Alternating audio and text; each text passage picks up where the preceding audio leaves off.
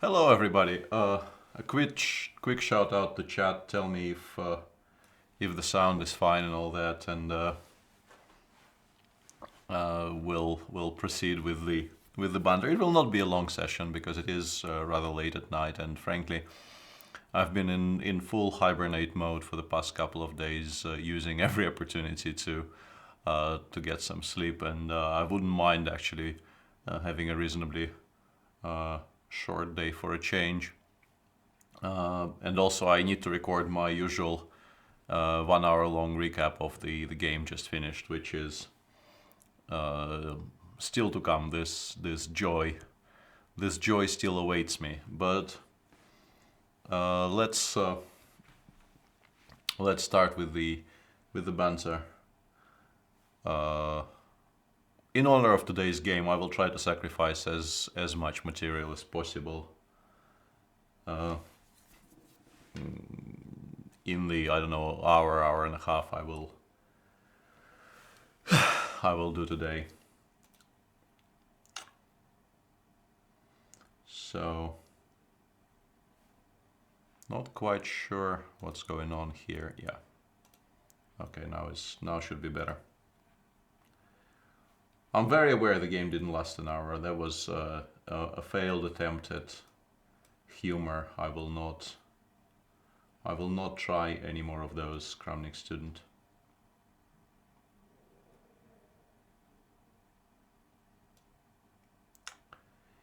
Yeah, this is kind of awkward. The setup was, yeah, I'll try from here. I think it's a bit more natural if I try from here. We were discussing with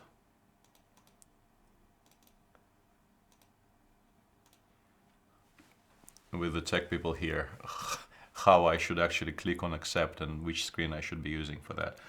But okay, enough of the tech discussion. What shall we play? Let's play something, yeah, completely incorrect of some kind. I mean, this is not completely incorrect if we're entirely honest. This is actually very playable for black. Especially if white doesn't try to refute it by going for 2e4. Yeah, well, 1542 I think was my classical rating on chess24. I have a feeling, because yeah, it doesn't really feel like it should be my blitz rating. My opponent refuses to play ridiculous moves, which is very, very regrettable, and I want to lodge a protest.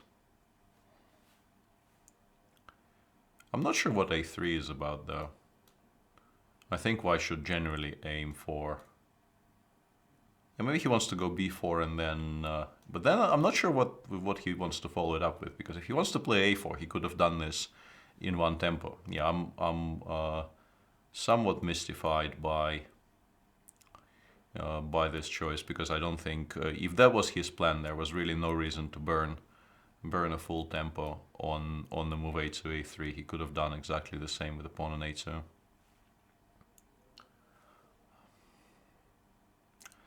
I would like to establish some kind of a light square blockade here, but I'm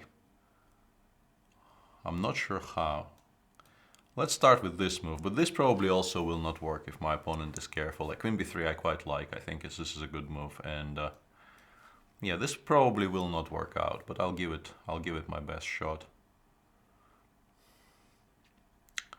I don't really want to play bishop d5 because it looks so artificial, but if I play d5 I will most likely end up being slightly worse as well. I think I have not really played the position after a4 particularly precisely. Let's try and confuse my opponent at least. I did promise I will start sacrificing material, and so far in this game I haven't done anything of the sort, so I feel like I'm betraying the trust here. So let's go for something which is clearly incorrect. Black should not be playing this position in this fashion. This is quite clear. Generally, this should be very, very punishable if white plays energetically. But I'm very happy about the light square bishops coming off, because now I can finally play knight c6. Knight c6 also comes with a tempo. Now the second knight lands on c4, I think it's quite clear then that the last 5 moves were a huge improvement on my situation. And now my knight on c4 is a lot better than his bishop on c1. I'm not sure about these 2 moves though. If my opponent plays bishop f4 here, I have g5, g4 as an idea. So, and otherwise I can play rook f8. So maybe b5 was slightly a bit too optimistic from my opponent here. Also, I think, yeah, and rook fb8. Not at my sharpest so far, and I really should have played g5 on the previous move. I don't know why I didn't. It seems incredibly strong. It's very, very difficult, or at least it was very, very difficult on the previous move for white to get any kind of a sensible reaction to it. And now I've allowed him the tempo to play king g1, which is horrible. I am still better though, but yeah, even here I think I'm slightly better, but I probably should not have allowed this. Whoops. Should not, yeah, just playing rook fc8 there was a completely ridiculous move. I mean rook fb8, not rook fc8. It just made no sense whatsoever. But here I think I win some material, which is very useful, obviously. No, rook a5 is a move. Yeah, I'm talking a lot of nonsense currently. I should probably stop. And here I should definitely go for some immediate counterplay on the king side, otherwise I will get crushed by the rooks. Actually, I will start with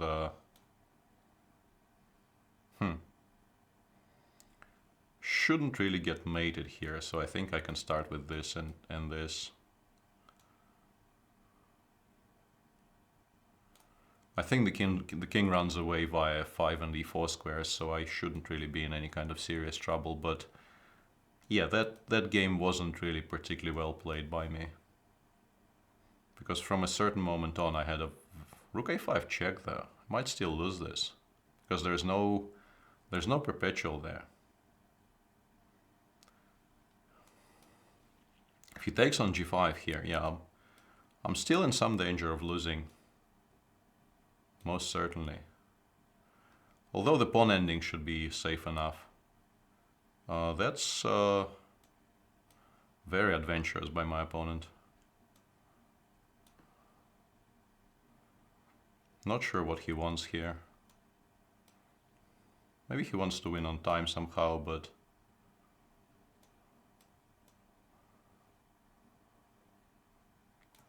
okay, so we ended up still winning this game somehow, but not in the fashion that I expected.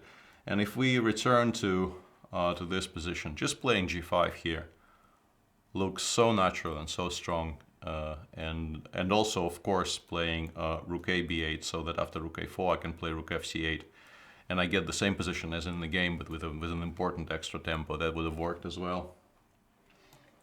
Anyway, that's all in the past, and we managed to somehow swindle our opponent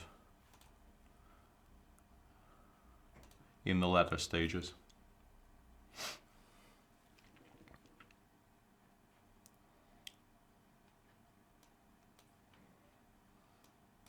A Caro-Kann. This line I haven't looked at in quite some time. I'm not entirely sure of my move orders here anymore. I had an occasion to look at this for my match against Andreikin in one of the World Cups, because he was playing that line quite seriously with black, but I haven't really returned to it since then, and my grasp of the potential move orders here is not very good. I think this is very close to what we actually had on the board in that match, and white should be somewhat better here. But not a lot. I mean, it looks like I even get to keep my extra pawn, but I'm not sure this is entirely true. If I manage to play something like knight d2 followed by queen e2 and knight f3, then I will have stabilized, and that setup should give me a large advantage, but that is some moves away yet. I'm not sure a5 is really required from black though, because I think it makes it slightly easier for me to consolidate. Although I'm not sure. If he goes knight g7 here and castles, I might be in trouble trying to defend all of my stuff. Might have to give some of it up. Probably the pawn on e5 because it's less painful.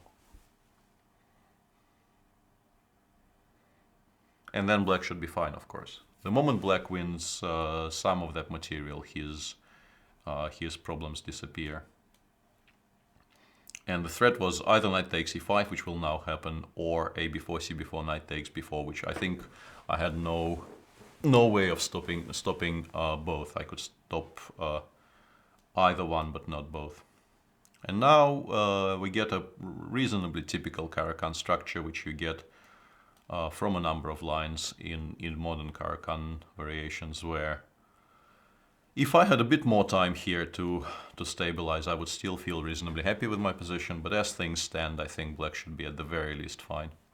Maybe even slightly better. I'm not sure about this move though. It might be very good for, you know, concrete tactical reasons, but positionally it should favor white because it gives white additional options.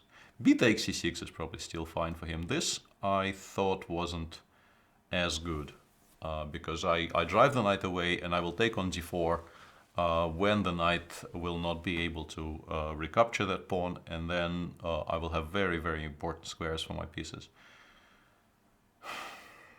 And just as I say all that, I realize that I probably should have considered the move my opponent has just played. Okay, let's go for fun.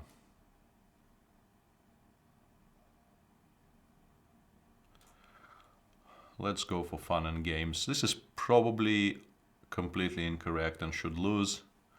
But, you know, I promised adventures, so I should be trying to deliver on adventures. I'd be extremely surprised if this worked. But I am somewhat hopeful that maybe black is obliged to return the rook straight away, and then the position should be around equal, I guess. And the more I look at it, the less I feel this is ridiculous, to be honest. It does feel like white probably is just fine here. And maybe black needs to play something like queen d5 to immediately return the rook. And I wonder if I can play c6 even then, but probably not. My original thought that this was rubbish was connected with a miscalculation. I thought black could play rook a1 here, but then I can just take on queen. I forgot that for the time being, I actually win a queen on the b8 square. Yeah, rook a1 doesn't work here, or at least not to my eyes. That was why I thought my idea doesn't work, but I don't think it's a good move at all.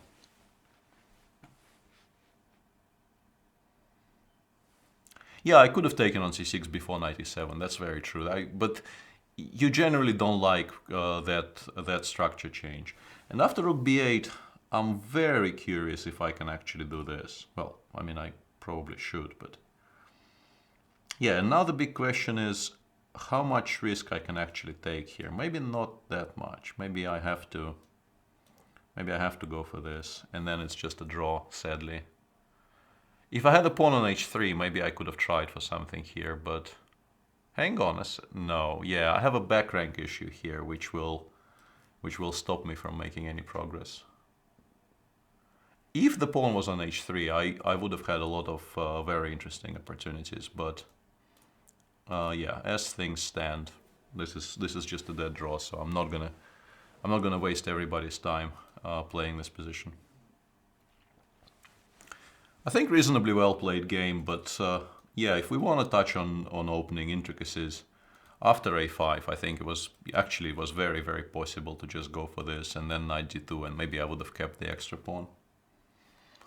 So yeah, that was maybe a bit of a missed opportunity, but in general, I think a reasonably well played game.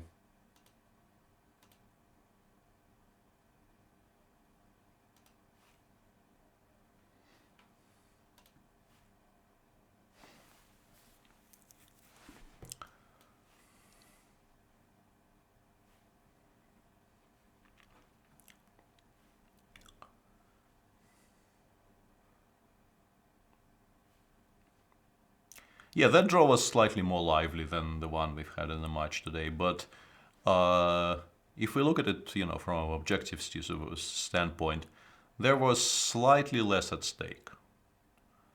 Uh, a little bit, a little bit less of an important game in my and my opponent's life.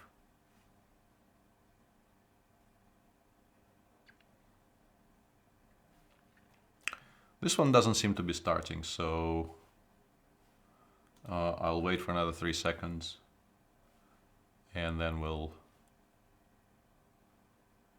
wrap it up. And as usual, not that I mind necessarily, because I just ignore them in most cases, but begging for a game in chat will not get you closer to a game. That is a general rule. I'm looking for people who... Actually, this is very, very... Yeah, I was about to say, but... I mean, I'm looking for people who... Most challenges, for some reason, are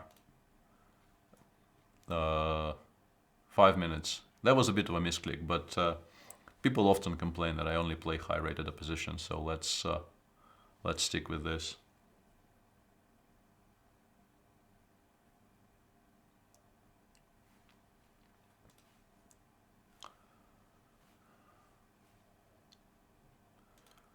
Also doesn't seem to be starting. I have a lot of those. Oh, okay, here we have a game. So let's go for something offbeat.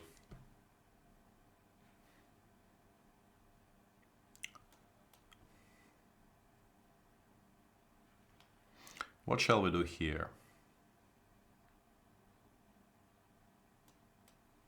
Not sure if this is such a great idea, but why not try? Yeah, Rapid games on Wednesday will definitely be longer than the one they played today, but that's not a huge sensation. And they will be a lot more interesting than the one they played today. But once again, I think I understand why people are unhappy with what happened today, but you should, I think, limit your ire at the players a bit, because they do have to consider what is best from, as Jan absolutely correctly used the word there. It's a math equation.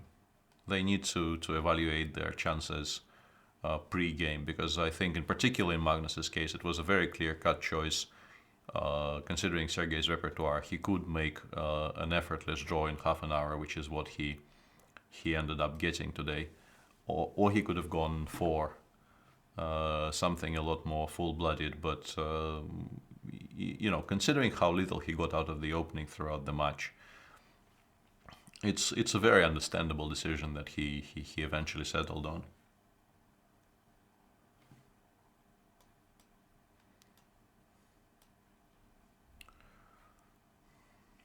Not really the most exciting position in of my entire life. I'm not sure how to make it livelier. Maybe I should pick up this bishop and continue from there.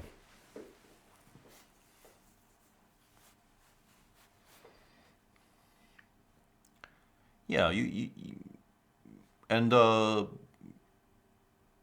generally you don't get this with Magnus. So if he does this every now and again in situations where practical considerations frankly outweigh everything else, this is a world championship match, so he needs to consider what gives him the best chances of winning. So, a career spent playing every single game for a win, I think heavily outweighs one game where the spectators were perhaps, cheated out of a spectacle. But yeah, not a lot to discuss there. We covered all those subjects on air during the broadcast. This wasn't a very exciting game. Nobody is saying it is, but it's an understandable decision. It's not about bravery, knight fight. I don't think it's about bravery at all. It's once again, I would feel slightly ridiculous making the argument that Magnus is, a cowardly chess player. More than a little ridiculous, to be honest. You have the entire career of his to compare this game to, and it just feels completely wrong to me.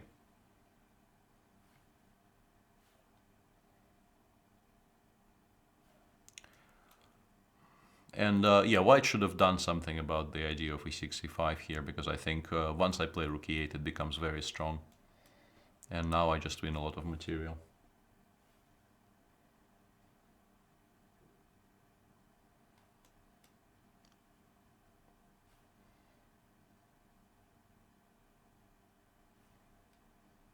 No, my children don't play chess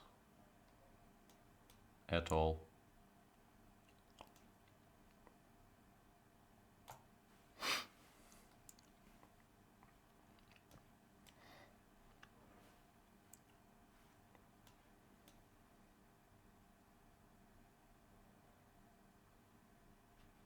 This is now, I mean, obviously the game was over after b5, e4. This is just not a very difficult conversion. And yes, as people are mentioning in chat, this has been a bad couple of days for chess with Mark Taimanov, who lived a very long and fulfilling life, dying today, and also Yuri Eliseyev, whose life and chess career was just starting, also passing.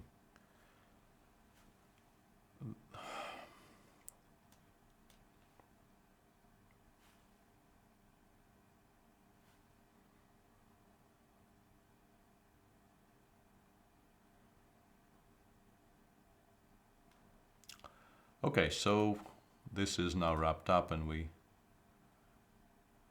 can have a look at the list. Found a 3-minute game. Probably to my detriment, but that should be fun. And people are asking for a Taimanov in honor of Mark Taimanov, so let's oblige.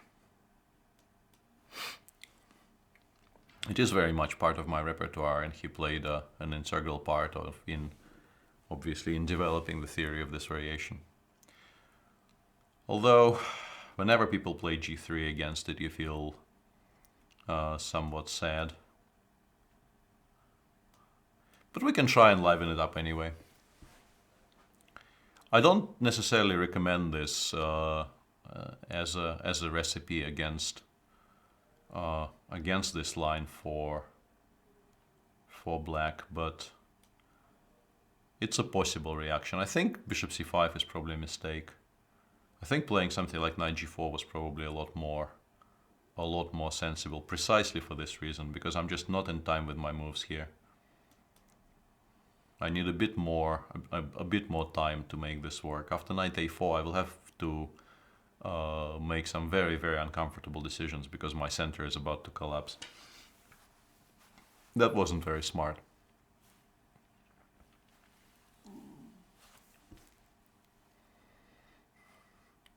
I shouldn't be completely lost, but this isn't how you're supposed to play this line, because now the immediate knight a4 is a huge issue, but also if he just starts with queen d2 or queen d3, in particular queen d2, it's very difficult for me, I think, to get the setups you generally want to get in this position with black, because the d6 pawn will just be under constant pressure.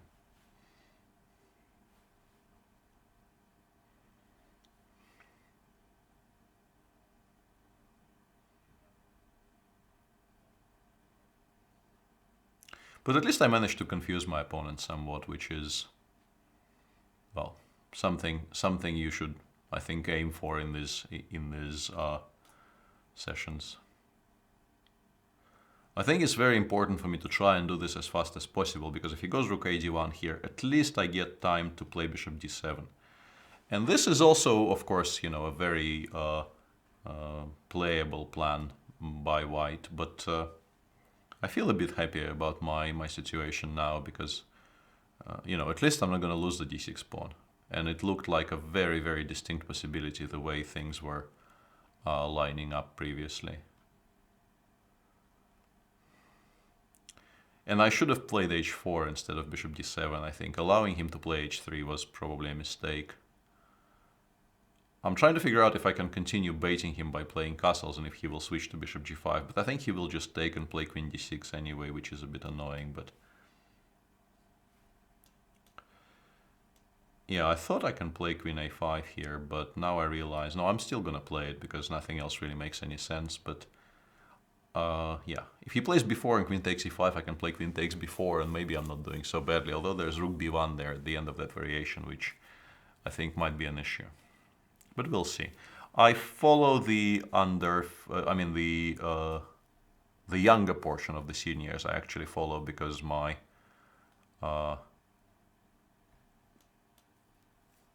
my old acquaintance and friend Nikolai Vlasov is playing in it and doing quite well, actually. Queen b4 rook b1 I still very much disliked, so I'm going after this pawn. And seems like I have a reasonable position here. I'm not, doing wonderfully well or anything, but it seems like I have a playable position. I just need to make sure I don't blunder this queen. But this actually, I don't know why he played rook e3. I think he could have gone after the material. I'm still not sure what I am doing though, but here I feel a bit more... I was going to say I feel a bit more confident about my chances, and then I was about to blunder a piece in one move. Those two things don't really work together particularly well. Maybe I can do this. This actually looks very promising, followed by this. In particular, if you consider the... This actually is a piece blunder, as I realize now, but... Or sort of a piece blunder, but not quite, because I have rook d2 in this position. I didn't see it when I played queen f1, but I saw it later. And I think I can play rook d2 even here.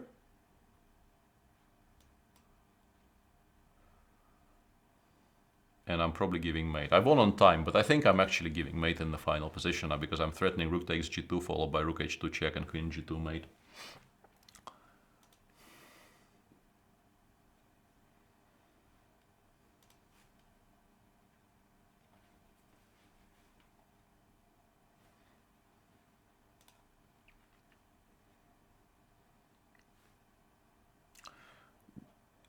In particular with 3-minute games, there's really no way for me to follow chat properly, so I think I'm missing a lot of stuff there.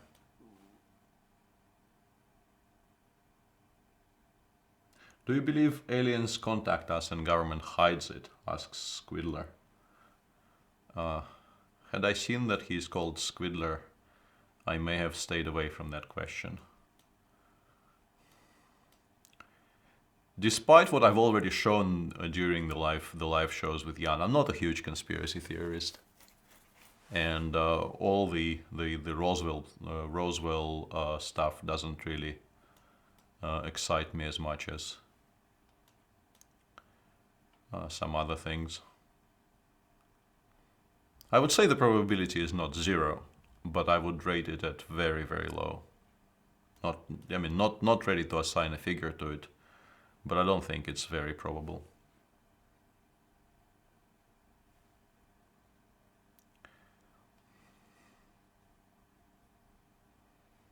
The plan was always to meet knight c3 by taking, but I'm not sure just how happy I should be about this, especially with the knight already on e3, because it can go to d5, papering over the cracks here, and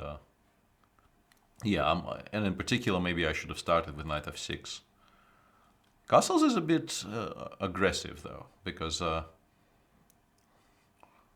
bishop h3 with or without taking on g3 first now very much becomes a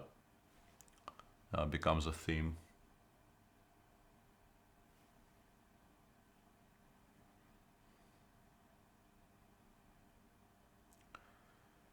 Is my opponent actually planning to take with the f-pawn? Is what I would like to know. I think he probably should, yeah, but then I can have options. Like I can start by doing this, for instance. Start going after the weaknesses.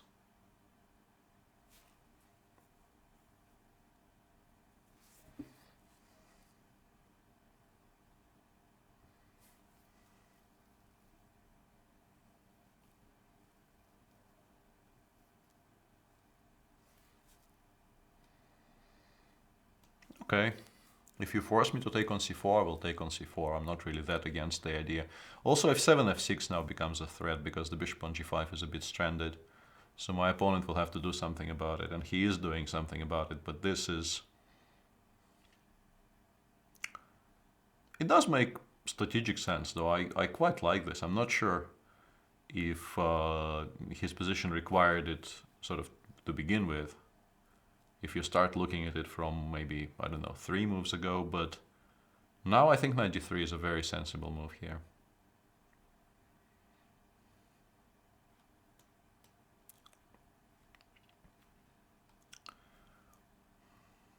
And I'm not at all sure about what I am doing here. I wanted to kind of go for a very solid, very stable pawn structure, but white will get a lot of counterplay, and I maybe should have looked for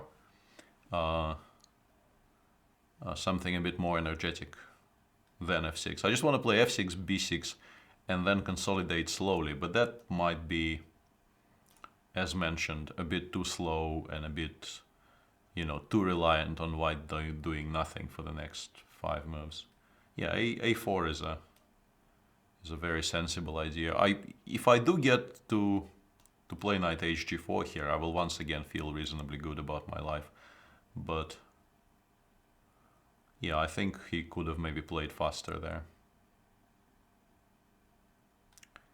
Is there any reason for me not to take on h2?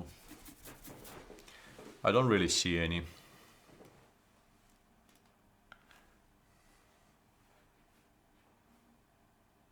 Whoa. Not quite sure why I'm being given all this material. Maybe my opponent just lost thread a little bit because he was running short on time. Not sure. One thing left for me here is just to consolidate my king. And on g7 it will feel very, very safe. So yeah, that now is quite easily winning for me.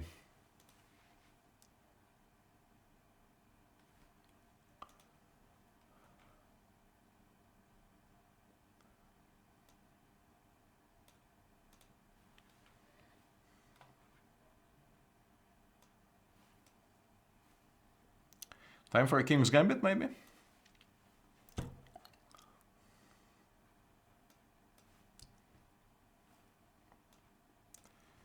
And this is the famous bishop b5 I played against Etienne Bacro in the exhibition match we played on Corsica earlier this year. And it was conceived as an idea during a very, very liquid lunch we had with Etienne and the organizers. And despite looking absolutely goofy, it's not a ridiculous move. I still maintain it's a move you can actually make. Although, of course, black should not be in any way worse here, clearly. And yeah, well, for instance here, I think objectively I should probably play queen e3 check, but then the queens will come off. But if I play, I mean, queen g3, bishop d6 just doesn't make any sense. So I, you know, regretfully have to go for this. But I will have some advantage in development.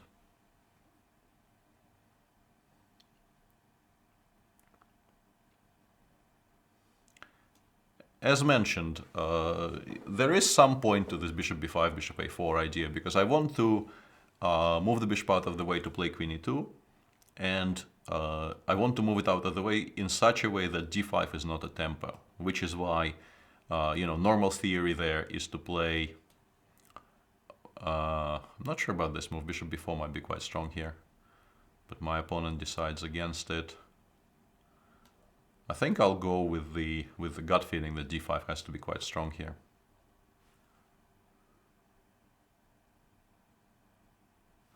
Yeah, queen g3, queen e4, as correctly pointed out to me in chat, would have been a problem. But yeah, I was never really going to play queen g3. Queen c7 may have been an option, though I failed to seriously consider.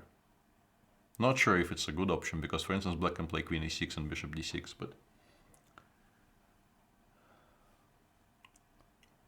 yeah, this looks attractive now. This is kind of, I understand the queens came off, but still for a king's gambit position, I think you are very, very happy when you get an endgame like this, because it's a very sharp position. There's a lot of play.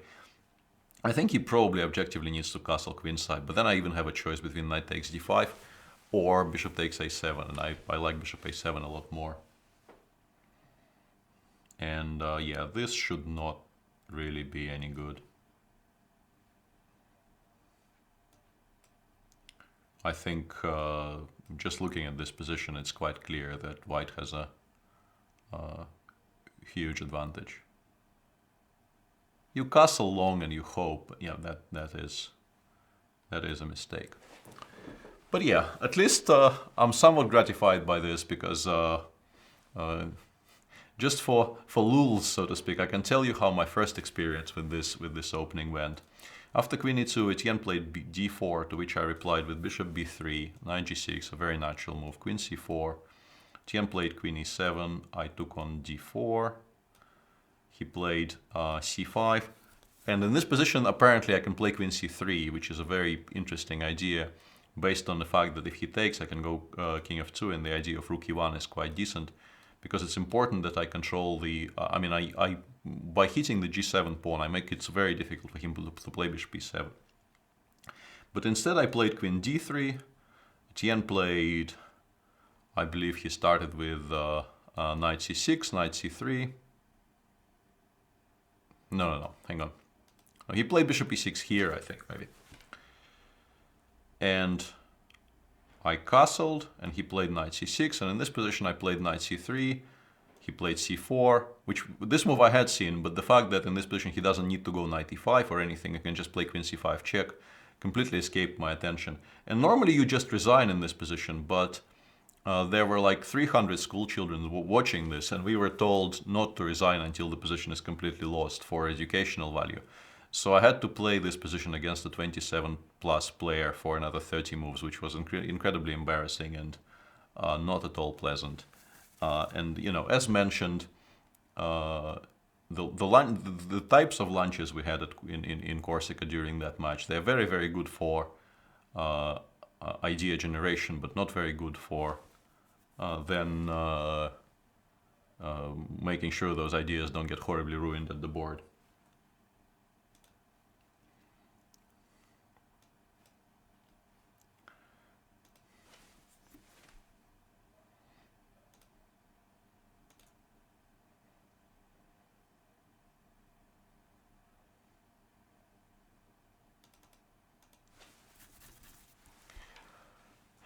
As has become traditional on this show, I'm going to play a game against Shahunsky, because Shahunsky is cool, and you should always play Shahunsky when you have a chance.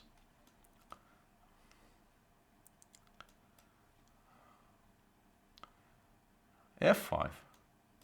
I was expecting h5. Shahunsky is a very, very aggressive chess player.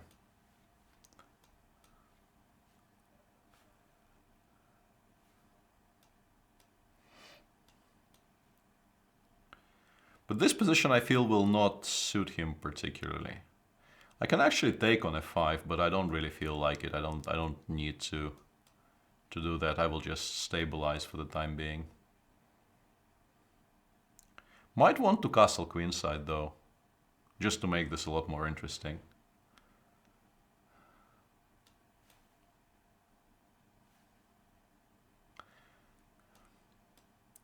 To people saying they are cooler than Shahunsky, you don't know Shahunsky. Nobody is cooler than Shahunsky.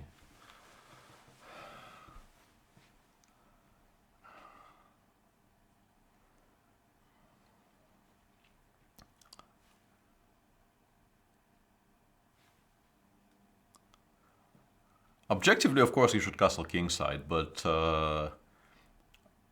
I think this is a lot more interesting, basically.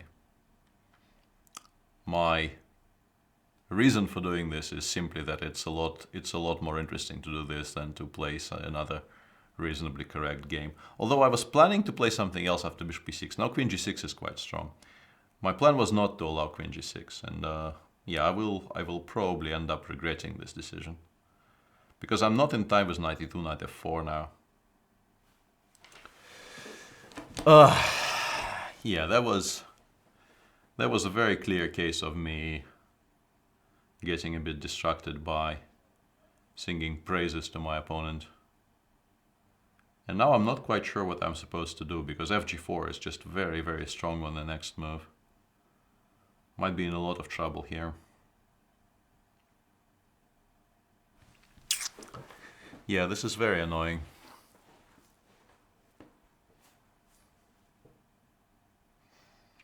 This is very, very annoying. Okay, let's stick with the program. But black is, I mean, if he takes on g4 here, and I'm pretty sure he will, black is just better. I will get some compensation here, but really not a lot. And yeah, this is just a very comfortable position for black. Extra pawn, better pieces. Yeah, bishop f5, you know, the most natural move in the world. And the problem is I'm not even sure how I can stabilize here. I would very much like to stabilize somehow, but even that is not immediately obvious how I can achieve that. Because if I take on g4 and play something like rook d2, which would be useful, he can take on f2. And that, I think, wins. So yeah, not the best start to the game. This isn't a draw for which objectively black should not be accepting. Of course, if he wants, he can repeat, but there's really no reason for him to do that. Yeah, and knowing the man behind the mask, I was never really in any doubt as to what he will choose here.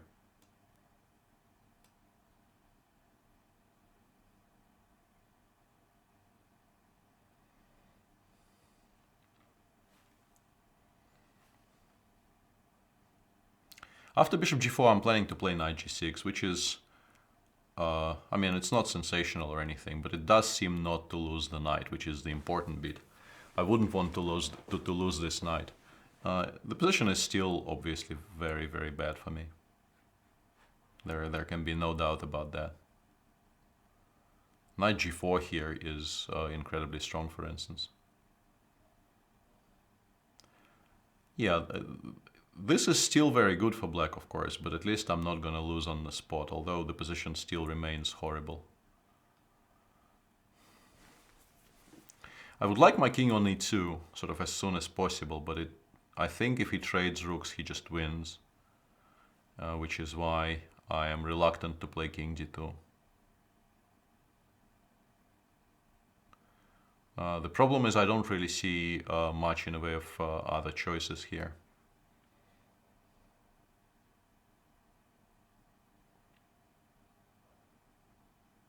But yeah, I think objectively the position with the rooks off should be quite clearly winning for black. Whereas if he keeps the rooks on, it, I think, becomes a bit harder to convert.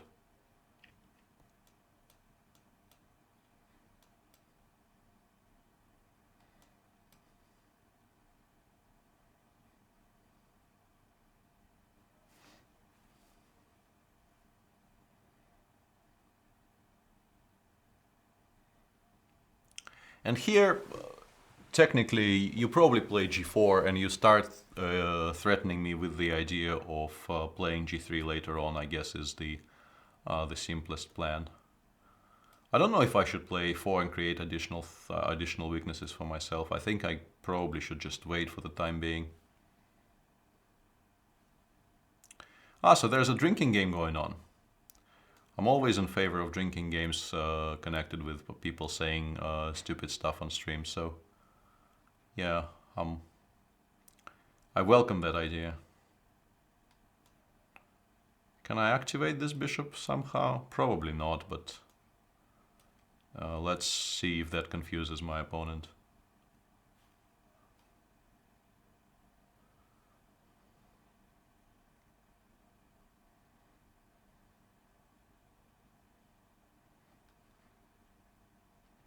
I mean, returning the knight to f6 is perfectly fine and might actually create a huge issue for me because it's a bit of a Zugzwang. Also, this is perfectly fine, of course.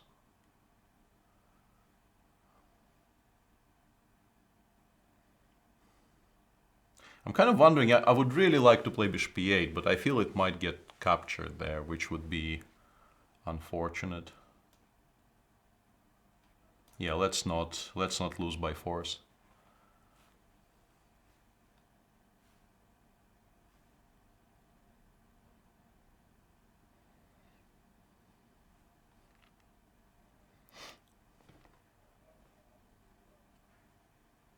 I think losing by force should be discouraged as a general idea.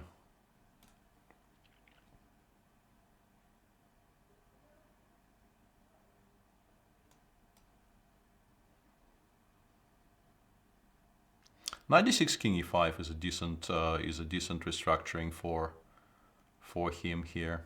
Yeah, and I think he's finally settled on that, and that will create an issue for me. Or here, actually. I will try not to allow the knight to land on e4. I think if the knight lands on e4, I lose. That was my my impression to begin with. That if I allow the knight to land on e4, it ties my king to the e2 square because I can never really enter any pawn endgames. And then with the king completely tied down to the e2 square, I think I lose every single position. Which is why I'm now trying this.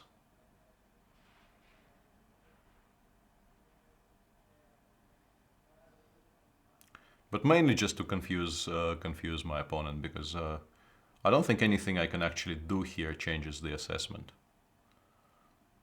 I think it's impossible for this position to suddenly become not completely winning for black. Although I think here, actually, I suddenly have a threat, because I threaten bishop d7. Okay. I think this is an improvement for me.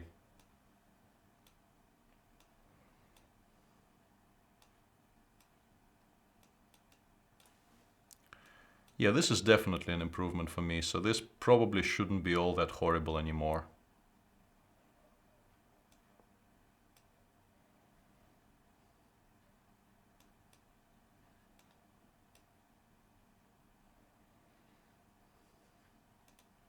Let's offer a draw. I don't really feel like playing for a win here. I was completely lost before.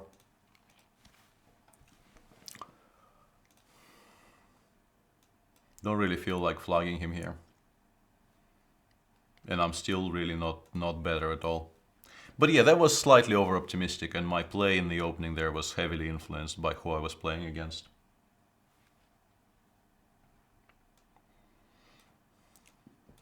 I'll stick with my d4 b5 policy for the time being.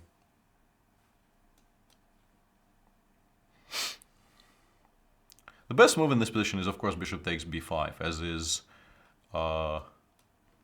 I mean, you can compare this with the Sokolsky, in which if white plays b4, e5, bishop b2, even there the best move is considered to be bishop takes b4, and here white even has an extra tempo compared to that. So bishop takes b5, I think, objectively more or less refutes this opening, and you should play a6 if you want to play this with black.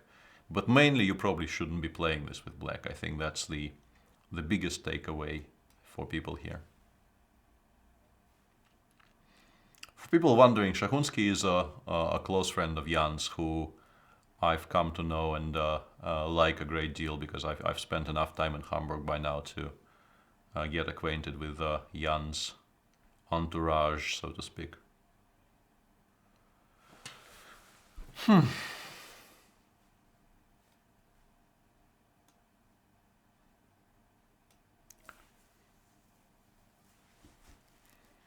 I'm not sure what I'm planning to do after d takes d5, frankly. Because somehow I considered bishop f6 and d takes c5, and there I thought I wasn't doing so badly. But if he starts with d takes, and also d5 might be winning on a by force. That was just such a horrible move. I should have started with h6 if I wanted to do all this. Or c takes d4, or more or less anything else. This is incredibly horrible. Like, I think d5 might win a piece here. Because if I take, he takes on f6, and then he takes on d5, and that will be a discovered check.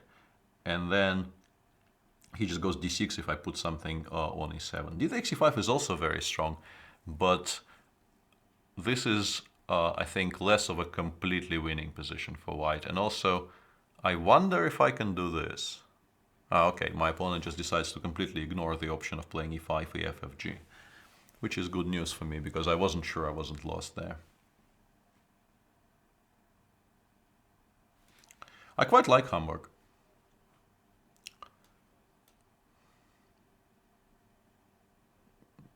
I think Hamburg is very, it reminds me a lot of St. Petersburg, because there's a lot to like about the city, and one thing you dislike very seriously is the climate, which is also very true about my home city. If not for the climate, Hamburg would have been a very, very nice place to live, I think. Beautiful center, very nice people.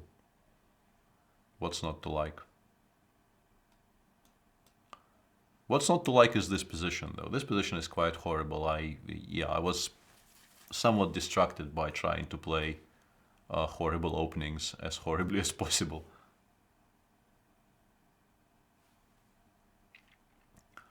I think simply knight takes c5 instead of doing all this, followed by queen e4, forcing me to play g6, and then some kind of very simple plan of queen f4, h4, knight h2, knight g4 was, close to mate in the long run.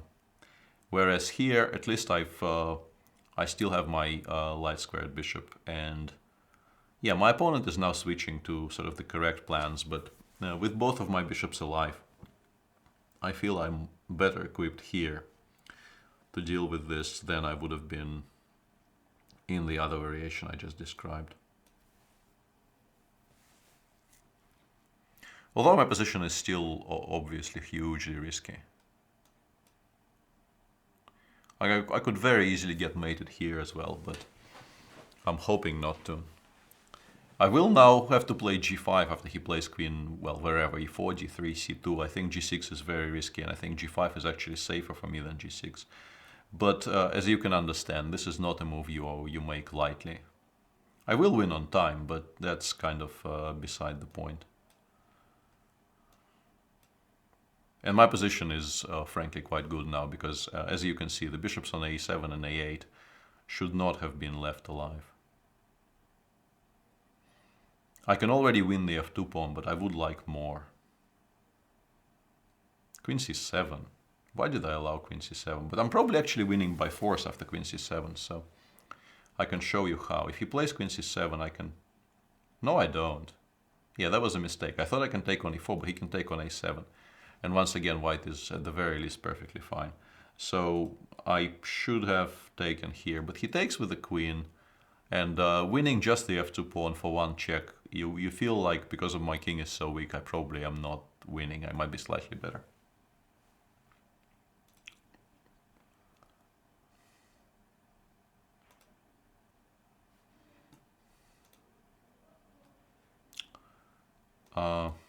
Probably not going to be another King's Gambit if he plays e5, because he is rated 2905, and I feel I should not be repeating it in every game. What shall we do here?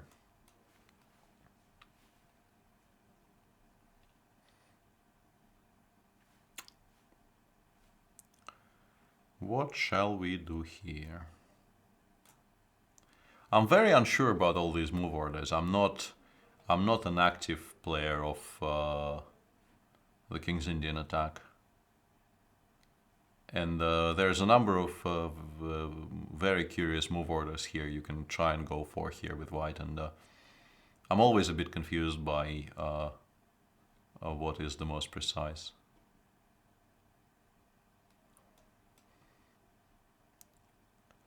This is normally not really all that critical, but I felt like trying it here because it leads to somewhat less standard structures compared to, you know, the usual fare of playing bishop g2, allowing d5 and all that.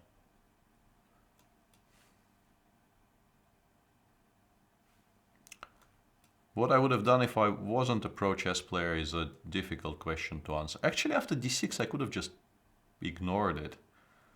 I was planning to take on d6, but after d5, I think objectively, and some people can have a drink again, objectively it was maybe better for me to completely ignore that.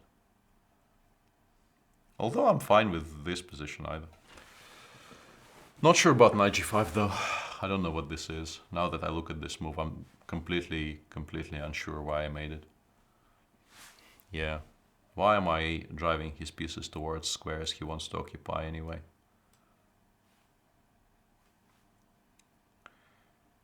I will actually put it back on f3 now, because I don't want this knight on on d4 to dominate the entire board for very long.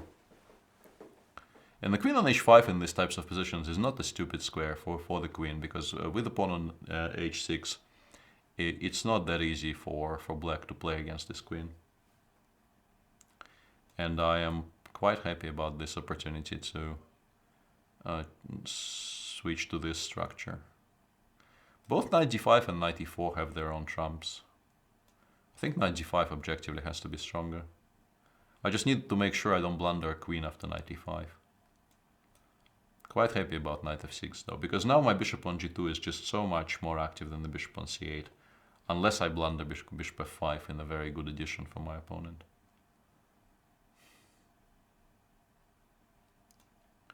Let's not do that.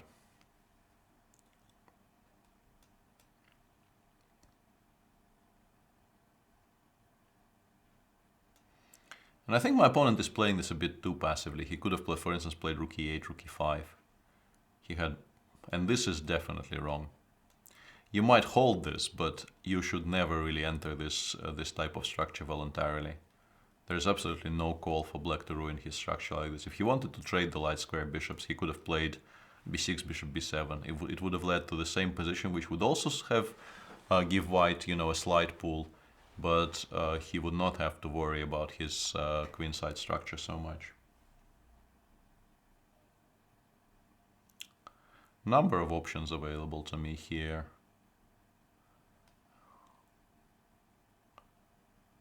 I'll go with a waiting move for the time being, because if my opponent wants to swap down on e1 and go rook e8, he might actually struggle to cover all the squares later. Yeah, I welcome this with open arms, frankly.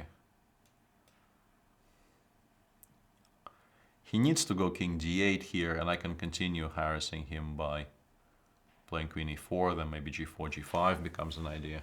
It's not that horrible for black, but it's not an easy draw either. Actually, g4 allows queen takes h4, so that's not a move I should be making here. Maybe h5 is.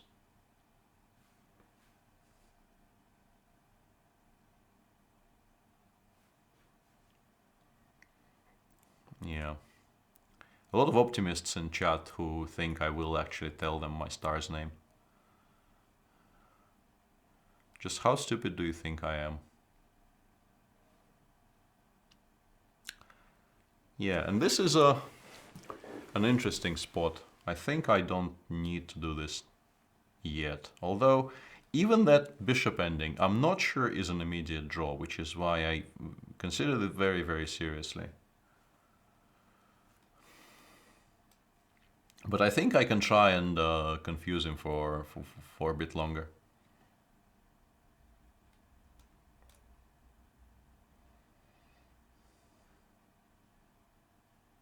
My issue is, I would generally like to take the queens off, but then I feel that it's very likely the position will become too locked down for me to win.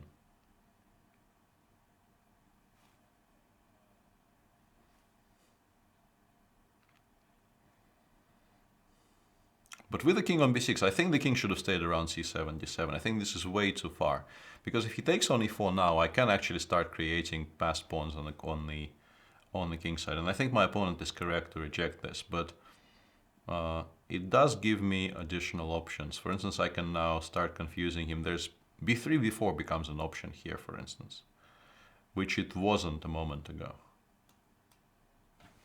But once again, I will opt for a slower move for now. Don't really feel like I need to change very much in the position. I will play before if given this option later, because I think it creates at least it creates additional options for me and additional questions my opponent might have to answer later. If he plays c5, for instance, the king from f3 in some endgames will be able to reach d5, which should be decisive. Like, he plays some kind of a waiting move here, and I can maybe consider playing queen f5. Although it's probably still not fast enough, but I can play queen d5, continue asking him questions. If queen c6, I can... queen e4, king e4 is not a good move. But if he plays queen c6, I can take and play king e4, king f5. Okay, so here we can maybe push the pawn all the way up to a6, which should improve our position a little bit. I can also start considering playing g5. Maybe I already should have on this move, but didn't really think about it for long enough. No, this I think is not a draw, actually. Because my king lands on f5, and then I start creating all those problems. Maybe even immediate g5, I'm not sure. Let's start with this. This cannot be a mistake. This might end up being a reasonably instructive endgame. And now the threat is bishop f6. The move he played stops bishop f6, but I can continue giving him tempi here.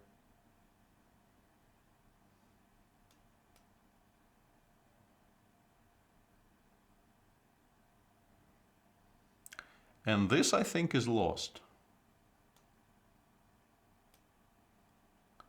Because I can play something like f4. And the pawn on c5 should fall. Yeah, if you thought this endgame is... I should have played a5, but it shouldn't matter. Yeah, and this is easily won, but after a5 maybe I needed to lose a tempo somewhere, but this is just completely lost, obviously. Like, I can play f5, create a threat of f6, and the h-pawn just wins.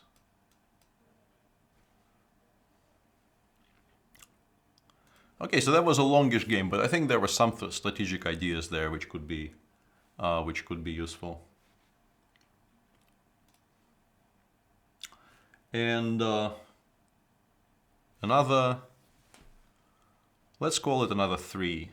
And if the 3 end up being very, very unimpressive, I might play more. But I do need to record a rant on the subject of the 12th game, and I also would like some sleep, so I'm not gonna do this for too long.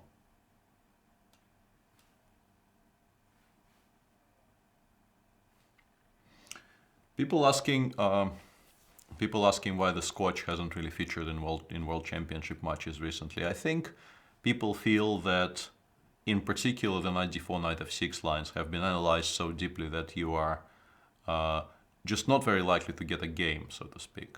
The problem there will be your opponent will be so well prepared that it's extremely likely that the game will just be a forced draw of some kind. But yeah, considering how well the Spanish and the Berlin in particular are doing these days, it's not at all a ridiculous suggestion to start playing the Scotch. No, it's not going to be a huge rant. You know, way too boring for public ranting.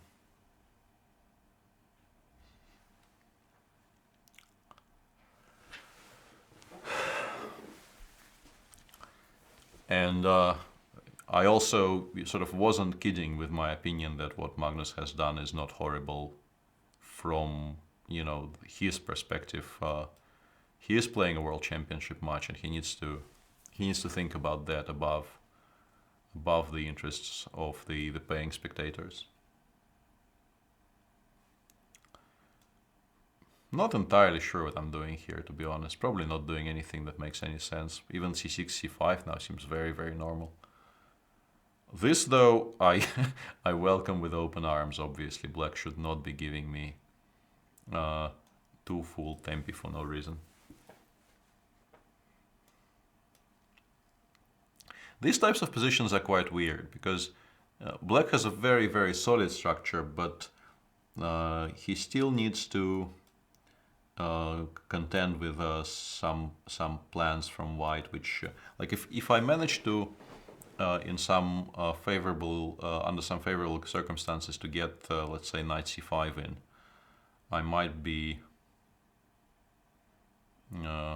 reasonably satisfied with the outcome of the opening. But actually, it's more likely that he will get c5 in here. Yeah, the knight from f3 should have been somewhere around c4 by now, and it's not. So I think Black has a very comfortable position here. And if I play knight c5, Black just has such a monster on d5. This is not an attractive proposition at all. I actually feel that bishop f1 because of that was a large mistake.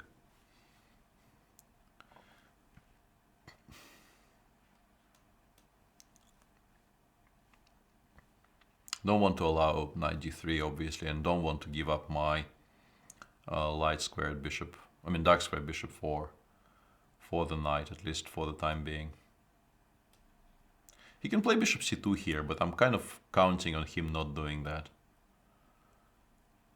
And yeah, this is... What I'm doing here is heavily reliant on my opponent kind of ignoring my moves. And he now stopped ignoring my moves, which is a good idea. But if I manage to make all of my moves here and he doesn't really make his like that, now knight c5 becomes very much something I can try, because then I will land this the second knight on d6 if he takes.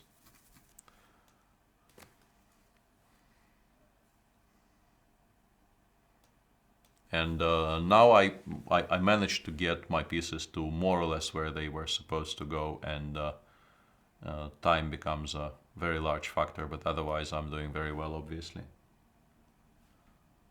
And no, he should not have done this. This position is... I think he doesn't realize just how close to mate this is, because bishop b1 will just be crushing. And I blundered an exchange, but my position might still be okay. Yeah, there was absolutely no reason to ignore the fact that my exchange is hanging. I just couldn't understand what he was doing at all, and that, yeah, was not particularly well played by me, obviously. Yeah, I probably should control the g5 square, because I don't want his queen landing there.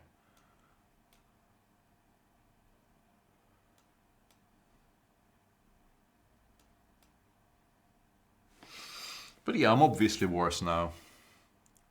Although he actually got himself in a situation... Yeah, I will just lose on time. I should probably just stop playing, because there's no way 8 seconds against 43 can be turned into anything but a loss. But yeah, with this, objectively I'm doing quite well again, because my structure is fantastic, and I would have eventually broken through on the king side here. But yeah, I can just resign. I'll wait until the time runs out on the next move. Not an issue. Not a particularly well played game after the opening, because I think from here my f3 knight should never have been allowed to get anywhere near the e4 square. It's just ridiculous how much my opponent allowed from let's say this position.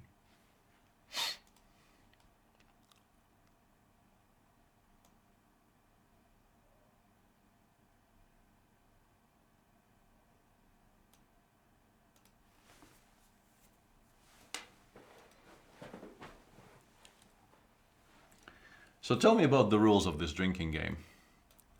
What are you supposed to drink and why? I want to know everything.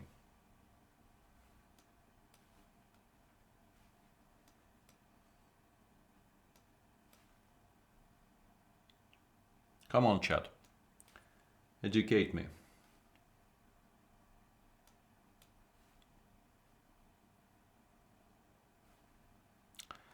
What were we planning to do after d5? d5 was never really the center of our attention when we were analyzing this for Hante. And it's been a while since I looked at those files. Can't really remember what I'm supposed to do here. Every time I say objectively, but A, you will be very, very drunk by the end of the night, and B, that's not really a proper drinking game. There should be more than one word, right? Just doing it with the one word objectively feels like you are doing both of us a disservice.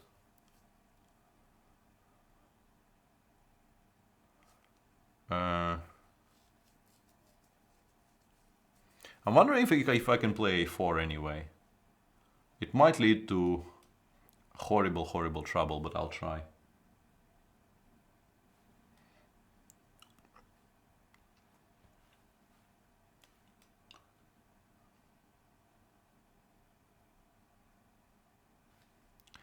No, this is not candidate's preparation as such. I'm pretty sure we're very, very far away from what my candidate's preparation is. I'm just making moves. Okay, yeah, that makes a lot more sense. If you also include it in particular, then you are getting somewhere. Just using objectively, I feel, is way, way too boring. Also, I think I'm in, as expected, in decent amount of trouble here.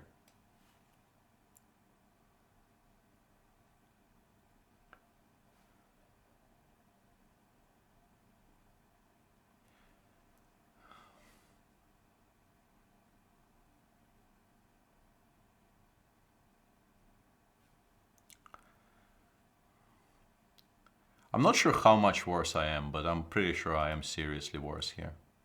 I don't know what this rook b1 move is all about, though. White doesn't need to prepare b3, and it gives me a tempo to do something, hopefully.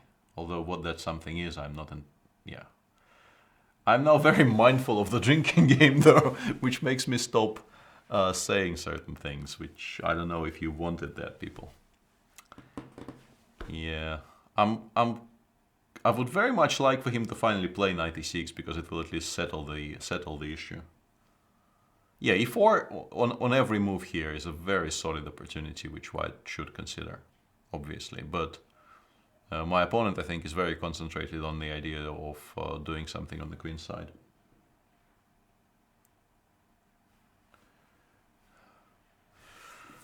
Yeah, I don't know what I should do about this. There is this weird move f4 which sometimes works. I have a feeling here it has no right to be working, but I will try it anyway.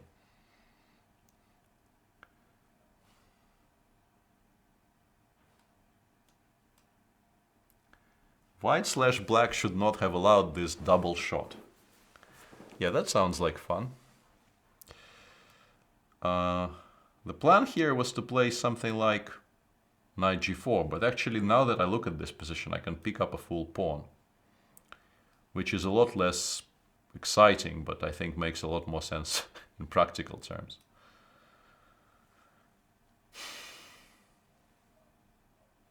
I still should have gone for something more adventurous, though. I feel like I'm betraying the ideals of playing the Dutch by going for prosaic ideas.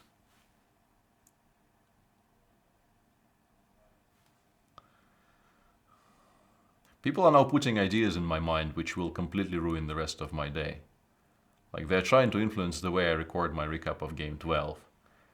Come on, people, have mercy on me. I can't possibly be thinking about this when I do the recap, because then, the recap will never get done. Yeah, rook b1 was a weird, slow move, which also allowed all of these tactics connected with bishop f5.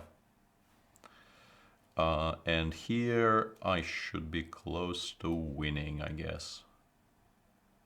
Suddenly. I've only been to 2 sessions of the Botvinnik school, so I don't have that many stories.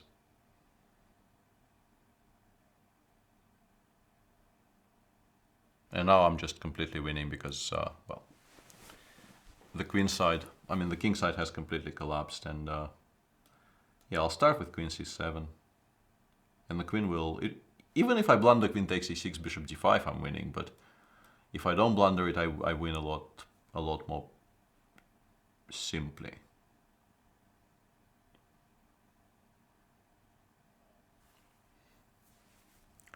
Benko is very playable. There's nothing wrong with the Benko. I don't really play it myself because, as with most openings, once you start playing against people who know their way around opening theory, no matter how exciting the opening looks on paper, it still is an attempt to make a forced draw, mostly. And therefore it kind of loses much of its appeal because Benko requires a lot of work to study and master, and to do all that still to be playing for a draw doesn't really make it like look like a sensible investment in time. Make recaps great again, says Max. I don't think today is the day to make recaps great again.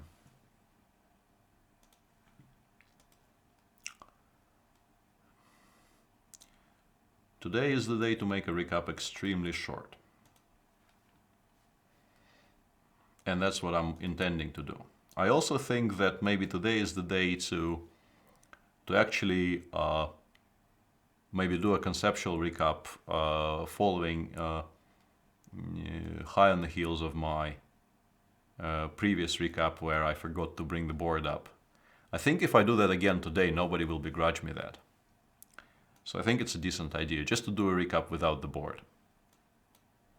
I might go for that.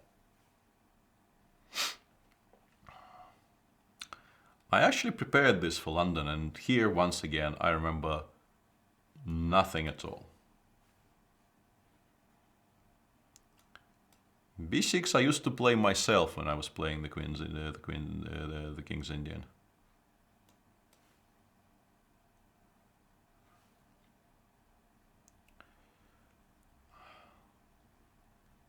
This is actually a reasonably playable setup. I remember I felt this was very much possible to play like this with black.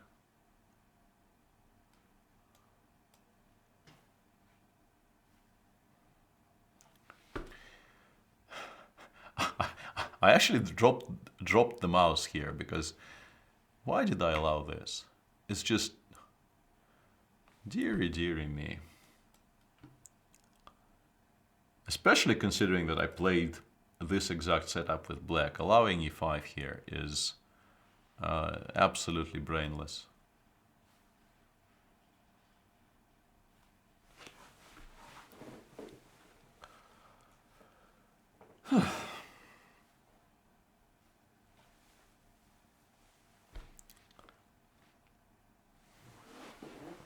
I'm not sure he needed to take, but it's also fine to take here, of course. And f5 even. If he wants to try and liven it up as much as possible, he can go f5 here and go for something very sharp on the king side. I think that would objectively be... objectively. It would be quite decent. This move I don't particularly like, though. I think it gives me maybe additional options somewhere.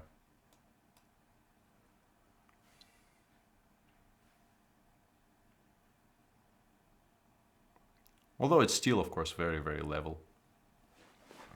One thing he shouldn't do is play c4 here, because then he will be, yeah, exactly. Because had he played c4, he would have been forced to trade off the fantastic looking knight on d4 for my piece. But here with the queen on d6, I have this tactic, which I could maybe... No, it doesn't work. Before he goes c4 first, and I'm never in time to play bishop c5 later. I can play f4, but it feels like if I play f4 here, I'm playing for to lose, not to win. It does destabilize the position, but it kind of destabilizes it quite clearly in black's favor. But still, let's do it.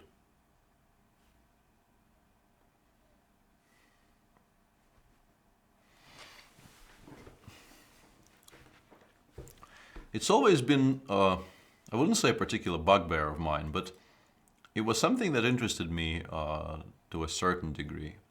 Because in Russia, I know it's true in Russia, and I'm wondering about other countries because I can see this happening in chat.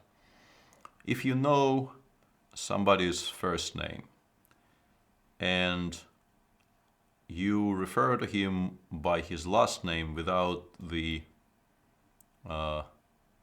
salutation, as a web form very quaintly called it today. I was filling out a web form to do something, and it told me a salutation is required. So if you, let's say, people calling me Svidler in chat, is that the accepted norm? Because I know in Russian it's definitely let's say of the three most obvious options, Mr. Svidler, Svidler, and Peter. Svidler would be the least accepted in polite society. So I'm wondering why, especially since my name is shorter in terms of keystrokes to my last name, I'm wondering why people are doing that.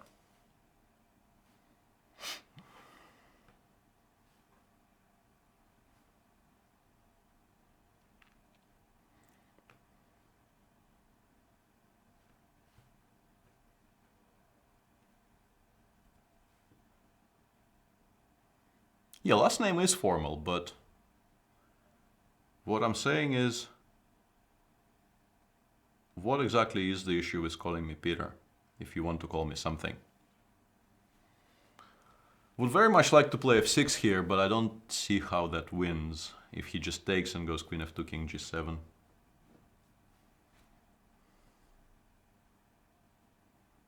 Looks very attractive, but I can't quite make it work, so I'll make a waiting move for the time being.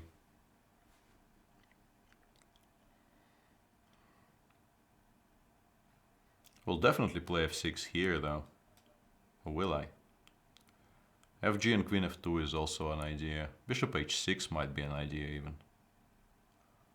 The immediate queen f2 is an idea. Many moves you can try.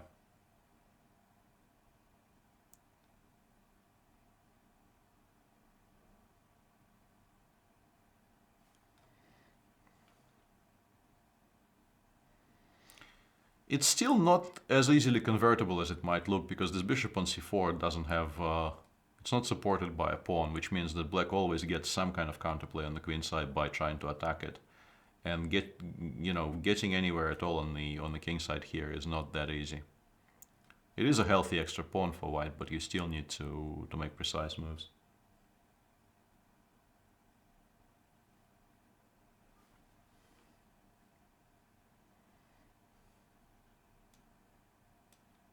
I think I'll actually switch it to a different diagonal because I don't like it there for now. I want to put it on g4 and fight for the c file. Maybe h4, h5 becomes an idea as well.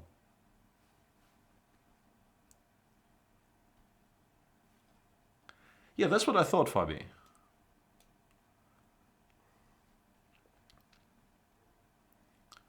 People in chat saying, Svidler, play me. Those are the people I was specifically talking about. It felt very weird.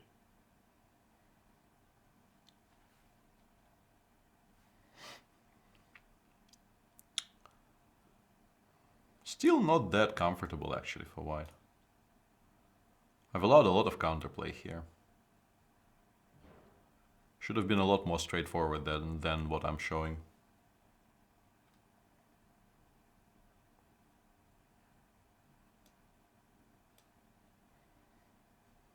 Actually, the immediate rook c7 was probably stronger, but I will play rook c7 next move. I'm trying to sort of lure him to play bishop d3, after which rook c7 becomes completely crushing.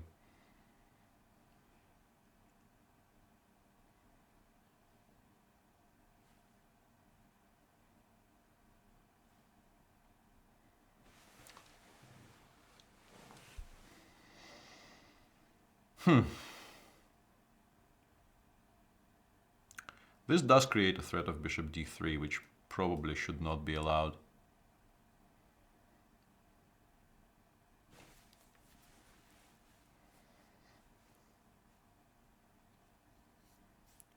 And yeah, I was specifically talking about people addressing me by my last name, not about people describing me by my last name. That obviously is completely fine.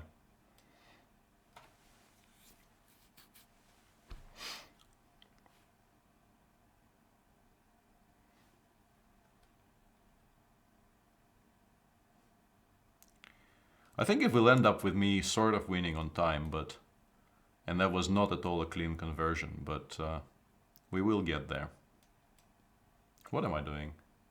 Why did I just give up this? Yeah, that was a case of mutual blindness here. I think I'm winning once again, but he could have just taken on d7. I don't know what I've just done. Just play bishop c5 here, or rook d2 or anything. But after d7, there's just nothing wrong with taking. That was me trying not to win a completely winning position. All right, that game was somewhat unimpressive. So let's play one more and call it a night for today.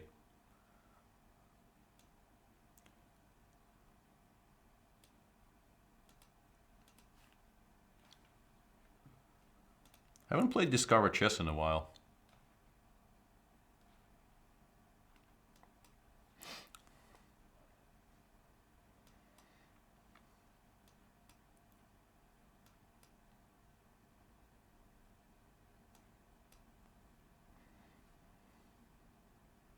I don't actually play this line with black. I don't know why I went for it so happily. It's a fine enough line, but I'm not actually a specialist in it, and I should have started with d6 so as not to allow this setup. Even though even allowing this doesn't seem to give white such a great deal, and maybe we can go for something sharpish here. But yeah, this in general terms, you should never ever allow the knight to reach d5 so quickly here.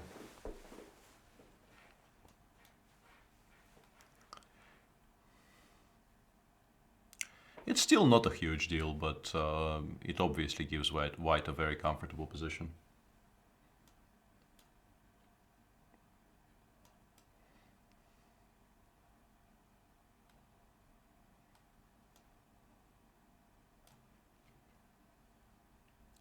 Yeah, this will end up being very, very passive for me. It's quite clear you should play d6 instead of castles there. That was not particularly well played by me.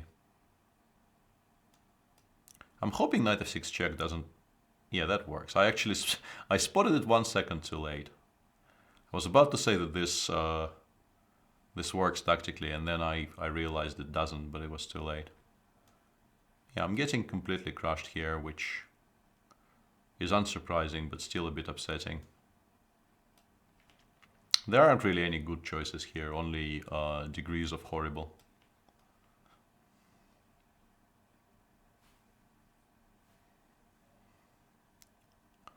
There's a lot of playable lines against the English, but no matter what you choose, you should just play it better than I did. It's not really about the choice of the lines so much as... and this is just a bluff. This never really should work, but I think the position is bad enough for me to start taking large chances. And yeah, if he goes e3, it already somewhat justifies my previous move, although I probably shouldn't be critical of this move because there's no way for me to exploit it. I need to play f3 against e3, basically. If I don't have f3 as a reply to e3, e3 solves all of white's issues straight away, because if I go bishop b6, he will take with the e-pawn, and with the open e-file there will never be, well, any kind of attack. And yeah, this is never enough. I can hope to sort of confuse the issue a little bit, but that's the extent of my prospects here.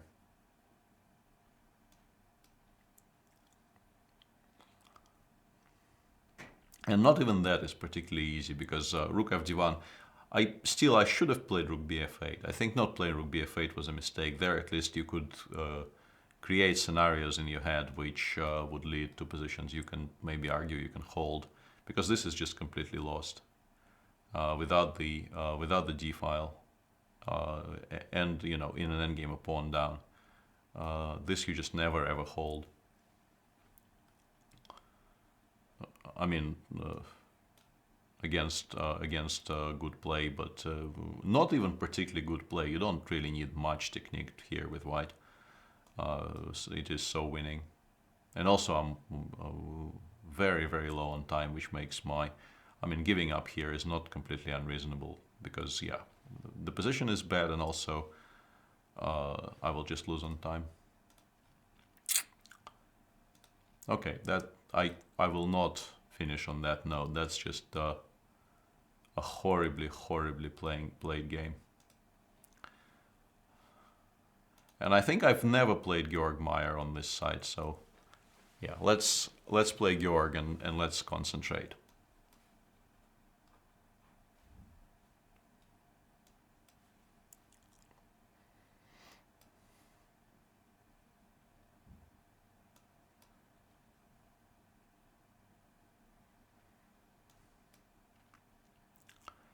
And this is not the most obvious line for me to be playing against Georg Meyer because he knows everything here quite possibly, and I know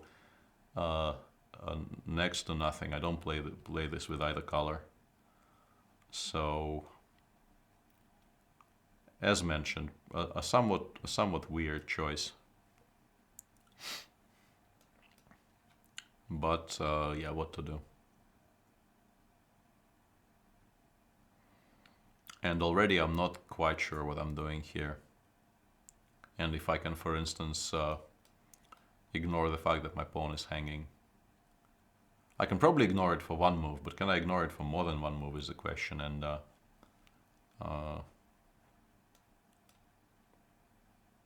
that I honestly don't know.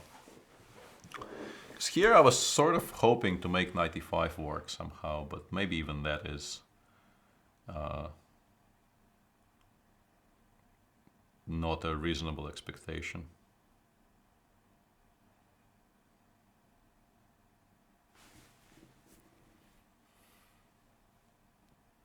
Yeah, I don't know why I thought this was working.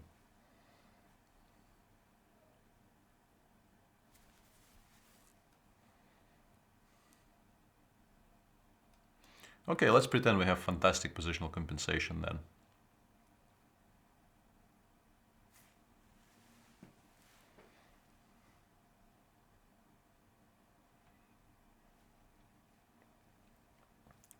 Giving pawn and move odds to someone as strong as Georg is probably not what you generally should be doing, but I don't really see any better options available to me after the way I've played the opening.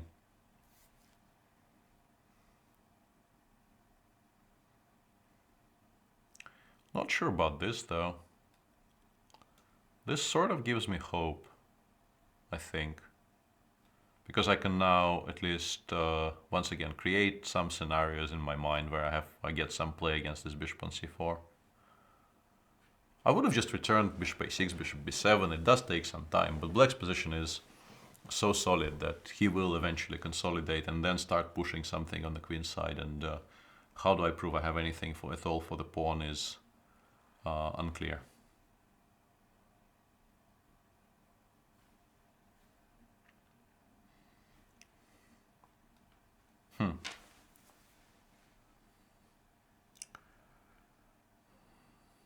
I would really, really like to play 92 here. And I think with this time control, I still have some... I mean, I can spend time to calculate this, but doesn't seem to quite work, which is very regrettable. I can play maybe... I can play the other way.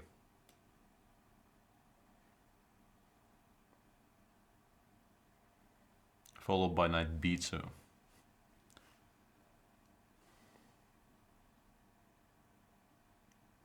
I blundered the e4 pawn though, as I realize now, after b takes a4, queen takes c4, he has knight takes e4. But that is not that great for him. I can play rook b1 and his pawns start falling, so I think this is actually an improvement for me. This position might not be lost anymore, which I think it sort of was after I gave up the pawn on c4 for nothing.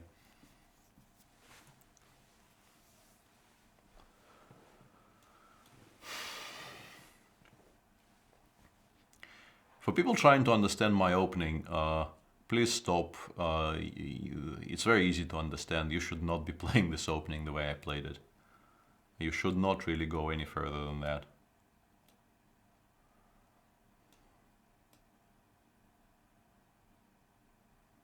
I am doing very, very well suddenly, which is ridiculous considering where we were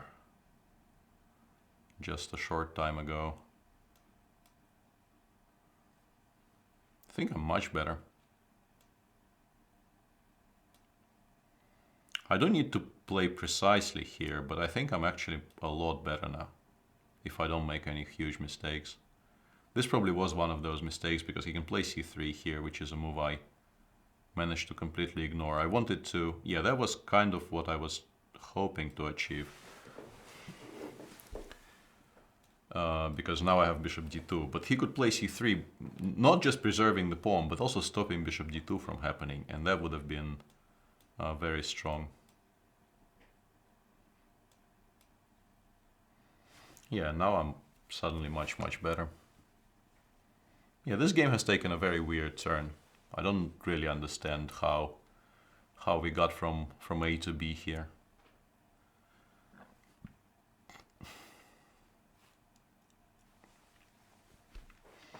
Yeah, this is now a fantastic Catalan, obviously, but it's very hard to, once again, it's very hard to figure out why we are suddenly here.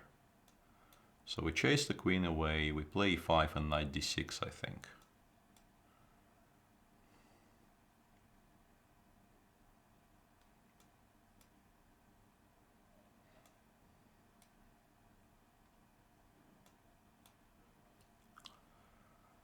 I'm not sure if this was the best way to proceed from the fantastic position that I suddenly had, but it's sensible enough.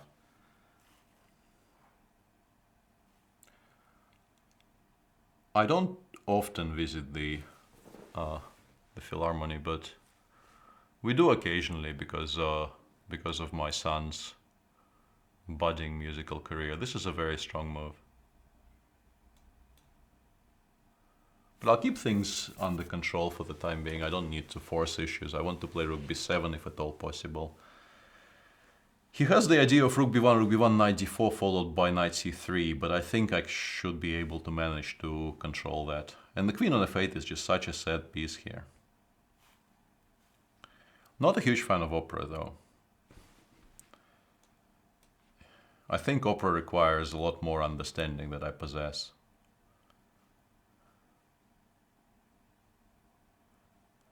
It's not an art form which you can sort of instinctively get to understand. You need to sort of work at educating yourself.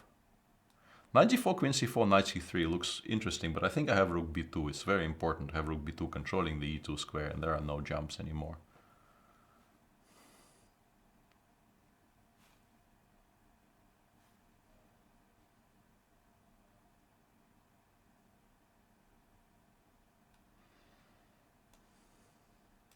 Yeah, and once the rook lands on b7, this has to be very comfortably winning for me.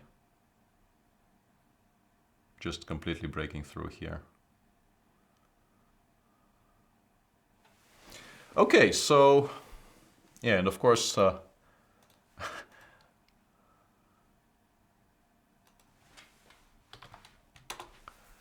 didn't give me any rating. Not that I'm complaining. I was sort of doing very poorly out of the opening, so it doesn't really matter. And anyway, that probably should end proceedings for today. I will now